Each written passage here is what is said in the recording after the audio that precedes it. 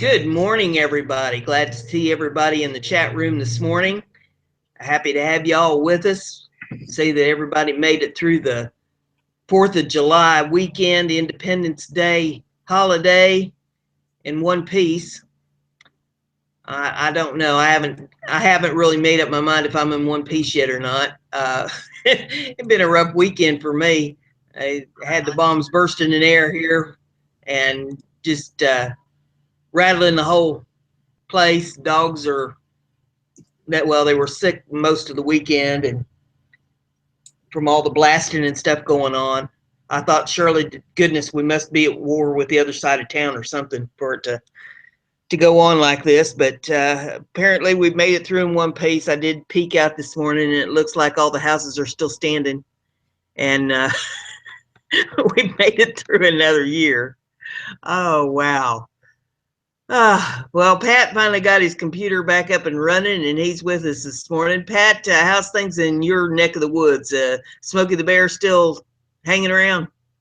It's pretty much out right now.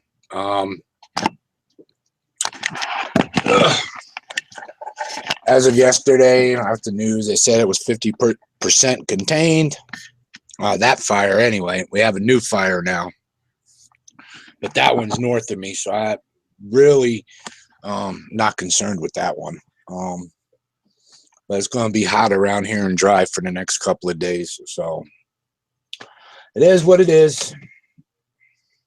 Just got to move on. Hope everybody had a good weekend in the chat room. Glad to see everybody's here. So just a little on edge and a little irritated this morning, that's all. Guess I'll work myself through it. We'll see. Technology's wonderful. As long as it works. Oh my.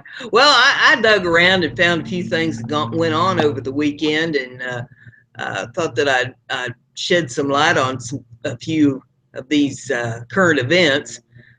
One of the things that I found was out of Washington in the politic line. The FBI recommends no charges against Hillary Clinton for use of personal email. I thought that was fascinating. How they came with that conclusion, I'm not real sure, but the article here is out of the New York Times, and it says the FBI Director James B. Comley said on Tuesday that the Bureau would not recommend criminal charges in Hillary Clinton's handling of the classified information, lifting an enormous legal cloud from her presidential campaign hours before her first joint campaign appearance with President Obama. But Mr. Comley rebuked Mrs. Clinton as being extremely careless in using a personal email address and server for sensitive information, declaring that an ordinary government official could have faced administrative sanctions for such conduct. To warrant a criminal charge, Mr. Comley said there had to be evidence that Mrs. Clinton intentionally sent or received classified information, something the FBI did not find. Our judgment is that no reasonable prosecutor would bring such a case, he said at a news conference. The Justice Department is highly likely to accept the FBI's instruction. Attorney General Loretta Lynch said on Friday that she would accept the recommendation of the FBI and career prosecutor in the case after questions were raised about an impromptu meeting between her and former President Bill Clinton at an airport in Phoenix. Mr. Comley's statement said 3 days after FBI investigators interviewed Mrs. Clinton, a sign that the case was winding down. He described an elaborate year-long investigation in which the FBI examined multiple servers, read 30,000 emails, and interviewed dozens of people. During the investigation, Mr. Comley said the FBI recovered additional work-related emails that Mrs. Clinton lawyers had not turned over to the State Department, including some that contained classified information. But he said there was no evidence that she or her lawyers had intentionally deleted or withheld them. Still, Mr. Comley delivered that what amounted to an extraordinary public tongue lashing. There is evidence to support a conclusion that Secretary Clinton should have known an unclassified system was no place for that information, he said. The news conference by Mr. Comey concluded an investigation that began a year ago when the Inspector General for the intelligence agencies told the Justice Department that he had found classified information among a small sampling of emails Mrs. Clinton had sent and received. The Inspector General, uh, Charles McClure III, said that the emails contained information that was classified at the time they were sent, but were not marked classified, that the information should have never been sent out on an unclassified system. The discovery of Mrs. Clinton's email practices grew out of a request by the House Select Committee on Benghazi for communications between Mrs. Clinton and other officials surrounding the September 2012 attack on the diplomatic outpost in Benghazi, Libya, that killed 4 Americans, including Ambassador J. Christopher Stevens. As lawyers for the State Department gathered materials, they discovered that Mrs. Clinton had used a personal non-government address for her email and routed the messages through a server kept in her home in Chappaquiddick, New York.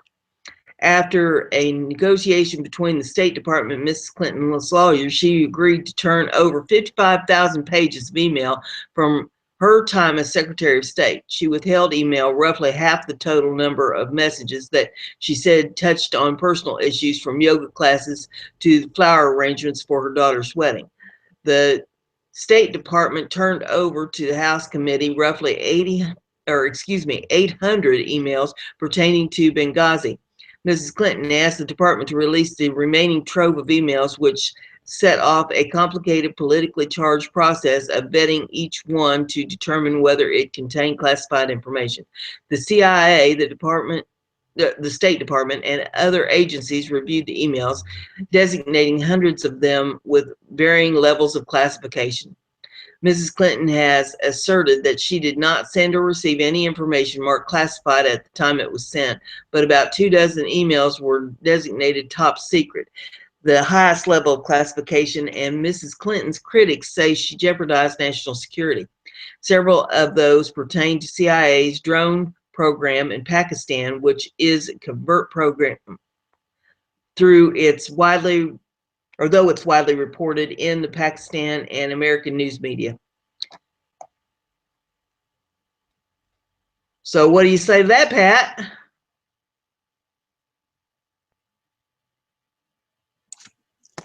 It stinks to high heaven. This whole thing stinks to high heaven. Can you hear me? Yeah, she's golden, ain't she? You know what's kind of funny? If you or I had done such thing as that, they'd never let us see daylight again. Nope. That's true.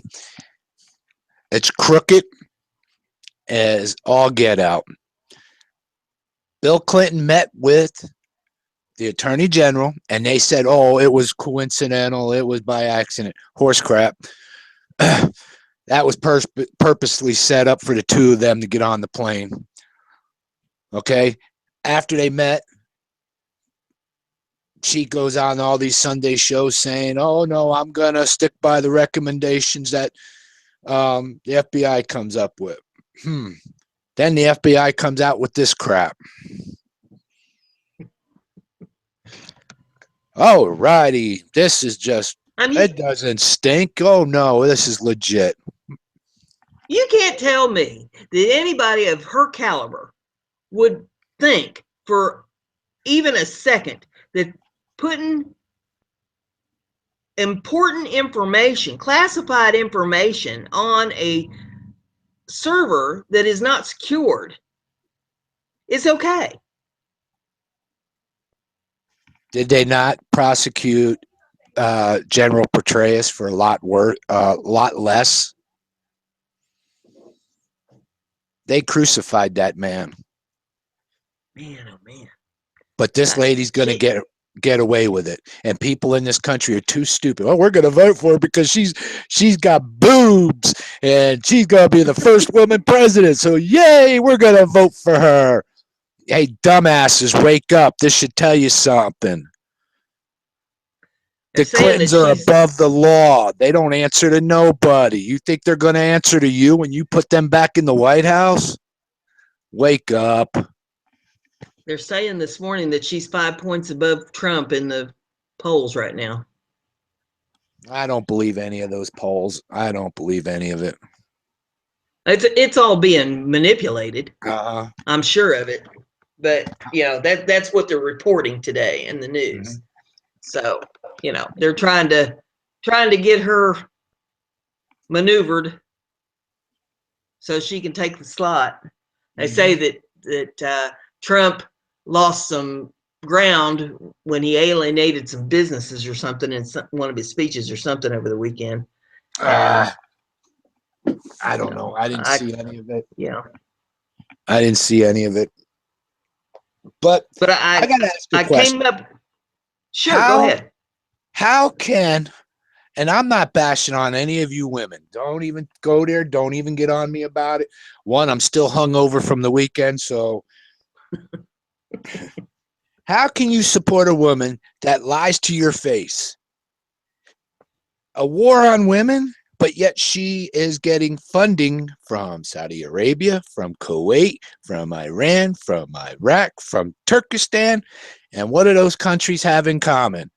They don't give a rat's ass about the women. So who has a war on women? It's the same mentality of women wanting to vote for Hillary being a woman as it is for the African American people wanting to vote for Obama because he's African American. What in the world is wrong with people?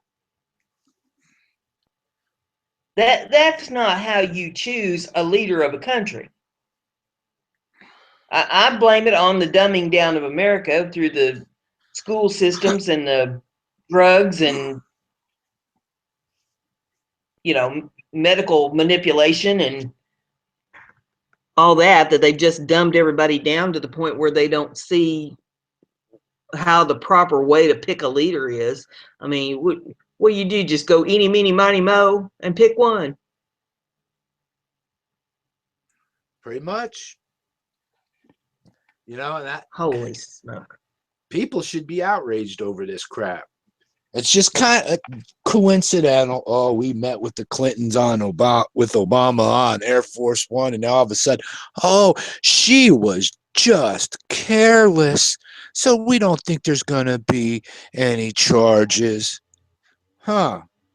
Petraeus, oh, he was careless, so we're going to charge him and ruin his career. Wow. Yeah. What a double standard. What a bunch of friggin' hypocrites. Well, you get what you wish for. Everybody that wants to vote for her and put her in office, oh well, you get what you get. You're gonna have to deal with it. And I'm not even so sure that it matters how many people vote for her, because they've already proved that voting machines are rigged. She could get 5% of the vote and still come out as president with the way they got things rigged. I don't know that there's any such thing as a honest election anymore. All we can do is try to do our part and hope for the best at this point. And, unless there's somebody that has some way of uncovering the illegal activity that's going on behind the scenes. But yeah, it's a sad, sad state of affairs. Yep. She got away with Benghazi. Her and Obama, blood all over their hands on that one. Uranium one, selling our land to Russia. She's gotten away with that shit because nobody talks about it anymore. Getting $35.5 million donation from Saudi Arabia to her campaign. Nobody's saying a damn word about it. Swept under the rug. So, you know what? And I'm going to probably make some people mad. I hope that we do fall. I hope we fall as a country. I really do. I hope there's such mayhem in this country. That way I can sit back and say, look at you dumbasses now. You wanted this shit. You voted for it. Now deal with it. Well, sadly, I think that's probably what is going to eventually happen. And I don't think it's too far off.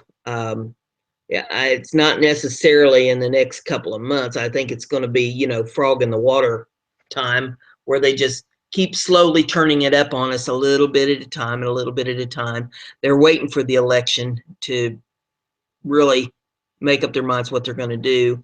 And even then, I'm not sure that the election is really going to make any difference one way or the other if Obama decides that he's going to, stay in there for another couple years. I believe he's trying to manipulate himself into the UN to be the head of the UN. And he's probably going to need a couple more years in office before he can pull that off. But this country's going to go, to pot in the process, because he doesn't care about us. He could care less what happens to the population as long as he's safe. They build fences higher around the White House to protect him. And, let's take everybody's guns away, but certainly not from the Secret Service. Yep. And, But I found another article I thought was fascinating, absolutely fascinating. I did not know this, and I bet you that there's a lot of other people that don't know it either. But this one comes from the All News Pipeline, and the headline on it is welfare recipient accrues a $5,000 balance on their EBT card in Kentucky, but research shows it gets much worse. And there is a picture of this receipt, and it says right on here, EBT food balance, $5,583.42. And the article reads, while American workers struggle to survive, with recent studies showing that 2/3 of people in the U.S. would struggle to cover a $1,000 crisis, with many indicating they do not even have enough in their savings to cover a $500 emergency without using a credit card or borrowing from family or friends. A receipt allegedly found outside of a Liberty, Kentucky Save-A-Lot store shows an EBT, which is electronic benefit transfer balance, of $5,583.42. It's causing some outrage across the internet. The date listed on the receipt is June 22nd, 2016, and in trying to find the original source, what I've found so far is a website called Red State Watcher published the images on June the 30th, followed up by America's Freedom Fighters and Conservative Tribune on July the 1st, 2016. The full receipt showing the store's address and phone number below, and there's another copy of the entire receipt. It says it gets worse. Fed states have an ongoing auditing problem. While researching, we found that over the few years, this type of issue has come up more than once, with a 2013 report from WPXI.com as a result of a Target 11 investigation into another receipt found and verified with a $12,000 food stamp balance. Earl then showed the receipt to the Secretary of the Pennsylvania Department of Public Welfare, the office administrators the food stamp program. Earl asked the secretary if the high balance is a concern. Yes, it is. I don't understand why that is, said Beverly McCreath, the secretary, who requested a copy of the receipt and vowed to investigate further.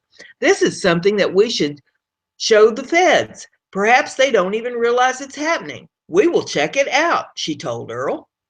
According to a DPW spokesman, under the federal law, they can't shut down an account unless it's been inactive for 12 months. And the spokesperson said while high balances are unusual, they are not illegal. They told Earl they've seen cases where a person is suffering from mental illness and just doesn't use the benefit, or a person grows their own food and stockpiles the benefits. The food stamp benefits roll over at the end of the month.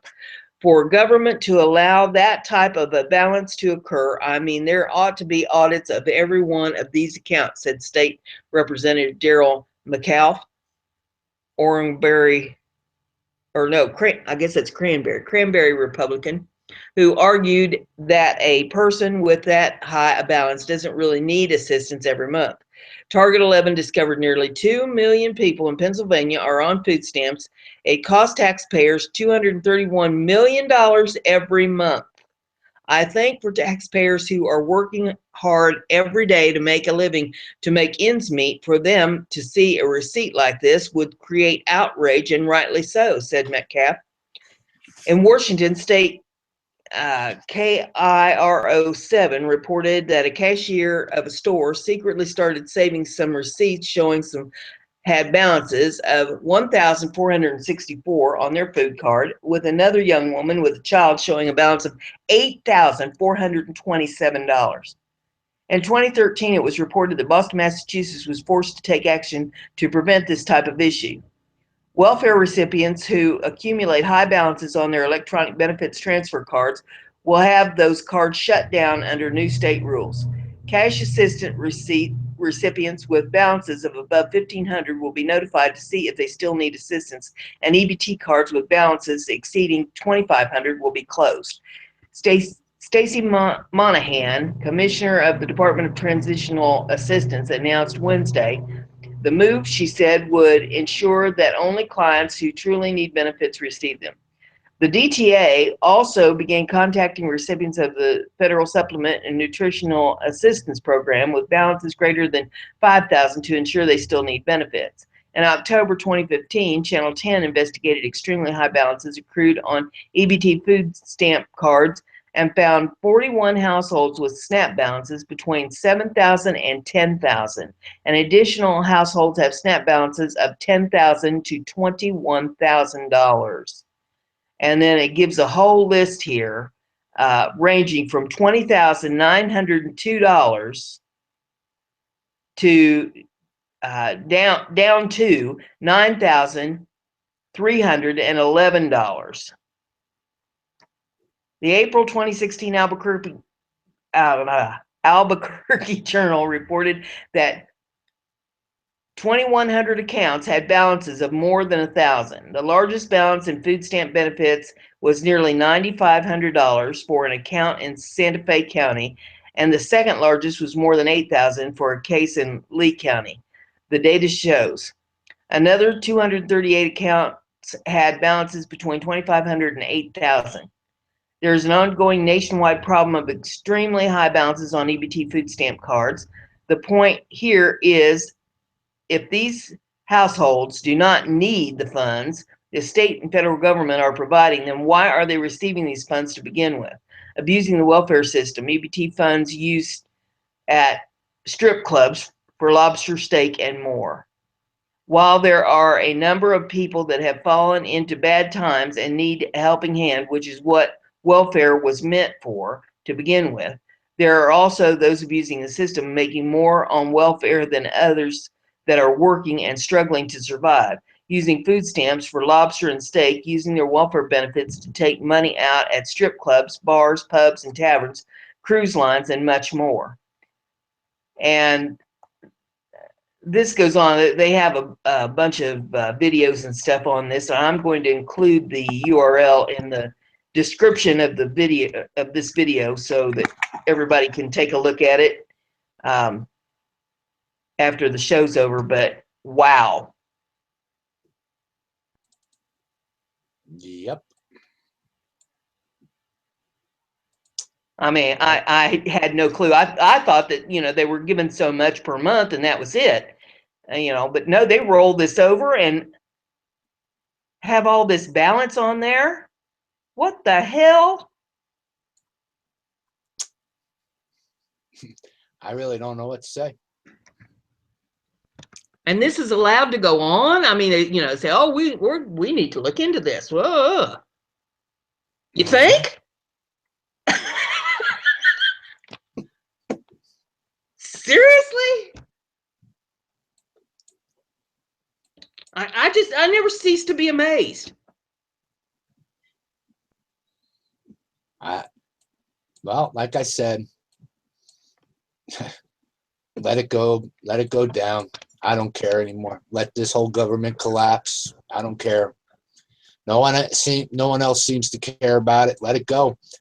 Just remember, this is what you wanted. This is what you're gonna get. Oh well. I'm gonna defend mine and take care of my own. Y'all are on your own. And I'm sorry to say that, but I've had enough. I mean, nobody else is talking about it. The government's covering it up. Mainstream media is covering it up. A lot of the independent media is covering it up. Or no, they're not covering it up. They're just kissing the Clintons' ass, and they're kissing all the politicians' ass. So, you know, all these people that want to be on this welfare program, go right ahead. I don't give a shit anymore. I really don't care anymore. This country doesn't mean jack shit to anybody anymore. Man, I'm so pissed off this morning. I can tell. I really don't care anymore, Brenda. I don't. No one else gives the rat's ass about this country. We're going to talk about bullshit. We're going to kiss the Clintons' ass. We're going to kiss the government's ass. You know? We're not going down the toilet. We're down the toilet already. That friggin' toilet's been flushed. And today proved it. I think that people care. It's just that it's a minority that cares, and the people that care don't have the ability to fix what's wrong. You know, I think it's just gotten out of control. Yeah. Yep. It's out of control. Everything's out of control. You know, I don't know. Maybe I'm just getting tired of all of it and fed up with it. You know, I don't know. I think that there's a lot of us in that position. We're sick of it. We don't know what to do about it. We feel helpless because there doesn't seem to be anything that we can do except just try to prepare our own personal situation to withstand as much of it as we can for as long as we can. I don't know.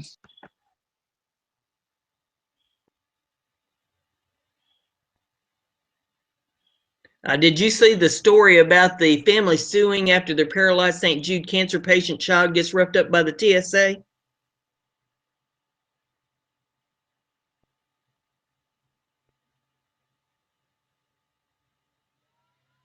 Pat?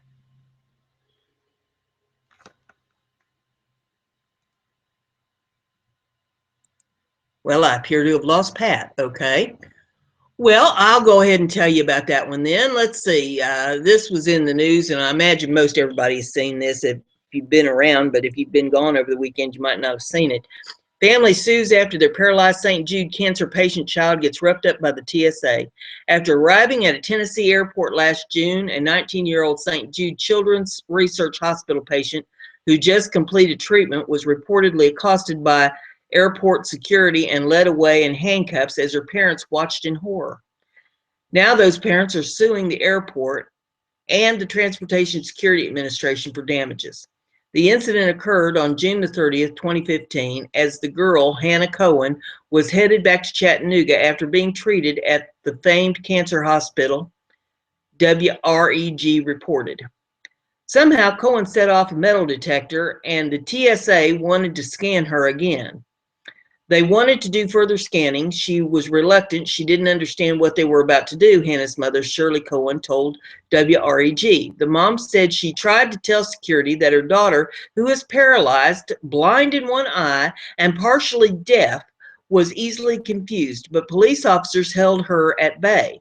She's trying to get away from them, but in the next instant, one of them had her down on the ground and hit her head on the floor. There was blood everywhere, the elder Cohen said. Hannah was arrested and locked in jail. Here we were with nowhere to go, not even a toothbrush. Our bags had gone to Chattanooga, Shirley Cohen said. The charges were dismissed, but that didn't stop the family from filing suit against Memphis Airport Police and the TSA. Passengers can call ahead of time to learn more about screening process for their particular needs or medical situation, TSA spokesman Sherry Cohes said in a statement to WREG. But neither the TSA or the airport would comment on this case in particular, citing the pending lawsuit. I found this absolutely appalling that the TSA would, I mean, this girl's partially paralyzed. She's blind in one eye. She's deaf. She, all sorts of problems. She sets off a metal detector, and because she doesn't understand what's going on, she's putting up a little bit of a scuffle, and they body slam her to the floor and bust her head open. I mean, there's pictures of her, and I will be putting this, of course, in the description of the video so you can take a look at it. But I mean, they beat the hell out of this kid. I don't understand the mentality. I mean, I know that they've got this control issue thing going where they think that anybody that comes to the airport, they get to beat the hell out of them, rough them up, feel them up, you know, whatever they decide that they want to do and get away with it. But this is just disgusting. You know, I heard the story a while back about the old lady in the wheelchair, you know, and they did practically a strip search on this old lady. She's in a wheelchair with an oxygen tank. Are you kidding me? I mean, what on earth is going on with the mentality? So that, I had that one that I wanted to throw out there. And then somebody sent me this the other day, and I thought this was interesting. This is off of Dave Hodges' The Common Sense Show. And the headline on it is: a chemical biological attack upon America has been planned by the elite. Ex-federal officials belonging to virtually every alphabet soup agency are continuing to early retire and bug out from their present location. They know what is coming. The groundswell of Trump-led populism will not be tolerated by the criminal elite. Before they forfeit their free trade agreement and the benefits enjoyed by their multinational corporations due to illegal immigration, they will fight back against the rising tide of global defiance from the people. Their trump card, pun intended, is to unleash mass genocide against the people in the form of chemical, biological, nuclear, called CBN. Then the perpetrators will blame ISIS and the fact that they had no idea that ISIS was capable of such an attack in multiple locations. The ex-federal officials turned refugees know what is coming.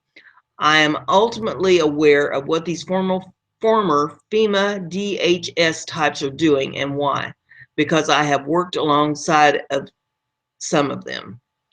Ex-FEMA relocations. Over 3 years ago, recently retired officials from FEMA DHS are relocating to the Rolling Hills area in North Carolina. Their enclave contains resources consisting of air, water, food, and guns.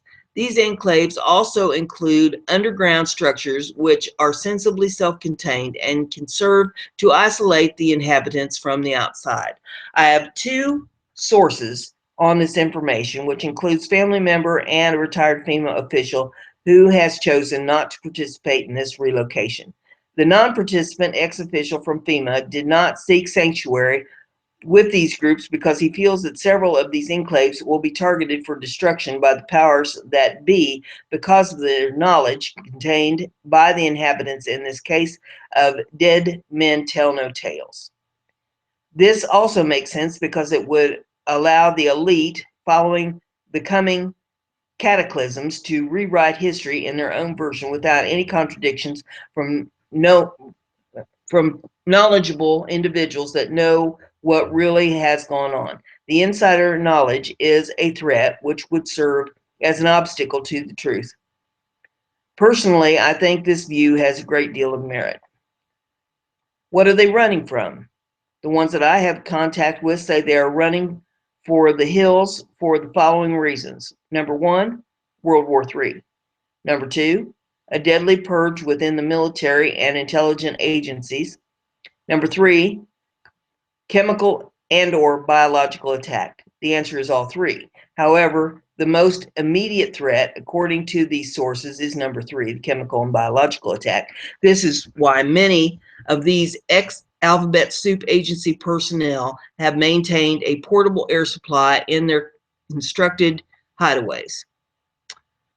The above, there's a photo here of it looks like some kind of a facility full of racks with supplies wrapped up. It says the above photo contains stacks of boxes containing critical supplies stretched almost as far as the eye can see in this strategic national stockpile warehouse. The photo was made available courtesy of the CDC. The public is not allowed to know the location of any of the facilities designated to respond to chemical and or biological attack. The only thing that the public knows is that the stockpiles for these facilities are growing. The location of this facility and its contents are classified. Greg Burrell is on record of admitting supervising several of these stockpile facilities. In other words, the NPR report is accurate in that these facilities exist. Dr. Irwin Redlener is the director of the National Center for Disaster Preparedness at Columbia University.